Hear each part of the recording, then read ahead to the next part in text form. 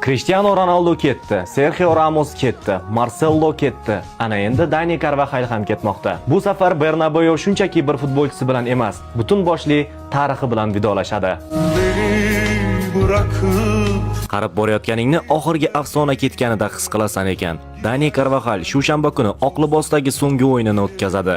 Va shundan keyin tarixdagi eng buyuk Real Madrid jamoasidan hech kim qolmaydi. Chempionlar Ligasining buyuk tunlarini o'z uyidek qilgan o'sha avloddan hech kim qolmaydi. Cristiano, Ramos, Marcelo, Casemiro, Benzema, Kroos va Modric ketdi va oxirida faqat u qolgandi. Dani Carvajal. U bugungi Real Madrid bilan shonli davrni boshidan o'tkazgan Real Madridni bog'lab turgan so'nggi ip edi. Valdebebasdagi ilk poydevorga Di Stefano bilan birgalikda g'ish qo'ygan futbolchi ketyapti. O'z imkoniyatlarini isbotlash uchun Germaniyaga ketib qaytishga erishgan akademiya tarbiyalanuvchisi ketmoqda. Real Madrid sharafini hammadan ko'proq himoya qilgan Pitbull ketmoqda. Cristianoning mashhur qaychi uslubidagi goliga mukammal assist bergan futbolchi ketmoqda. 15 ta chempionlik finalda gol urgan inson ketmoqda va eng muhimi Real Madrid tarixidagi eng yaxshi o'ng qanot himoyachisi ketmoqda. Shuning uchun uning xayrlashuvi oddiy xayrlashuv emas. Bu bir davrning yakuni. Qadamini oddiy bir g'ish qo'yish bilan boshlagan va oxirida osmonlarga yetgan akademiya bitiruvchisining so'nggi raqsi. Dani, umid qilamanki Bernabeuda shanba kuni sen bilan munosib tarzda xayrlashishadi. Carvajalning Real Madriddagi so'nggi Atletik Bilbaoga qarshi o'yinini